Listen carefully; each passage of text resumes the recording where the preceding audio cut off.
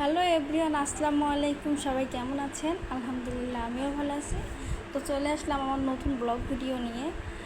ভাদ্র মাসে তালের পিঠা খেতে খুবই মজা লাগে, আর গ্রাম অঞ্চলের মানুষ তো এটা খেতে অতিরিক্ত ভালোবাসে। তো আমি আজকে তৈরি করছিলাম তালের ফুলুরি বা বড়া, আর যে এলাকায় যে নাম বলে তা আমরা বড়াই বলে থাকি।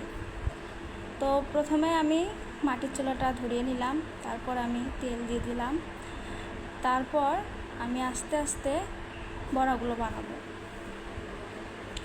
প্রথমে তেল গরম করে নিয়ে ডোটাকে ভালো করে মথে দিতে হবে।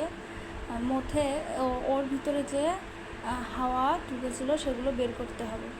বের করে অনেকক্ষণ একটু একটু করে মেখে নিতে হবে, যাতে তারপর ভালো করে মেখে নেওয়ার পরে আমি চেক করে দেখছিলাম যে তেলটা গরম হয়েছে কি না।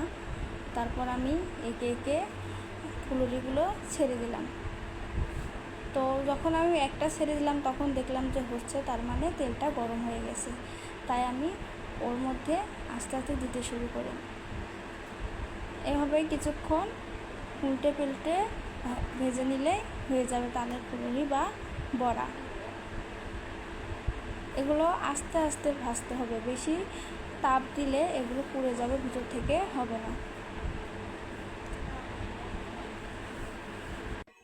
এই তো হয়ে গেছে আমার তালের ফুলুরি বা বড়া।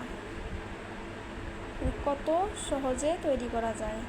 তো যারা যারা খেতে চান তাহলে এইভাবে তারা তৈরি করে খাবেন। সবাই ভালো থাকবেন, সুস্থ থাকবেন। আল্লাহ হাফেজ।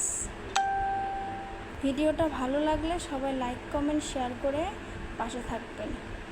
আসসালামু আলাইকুম।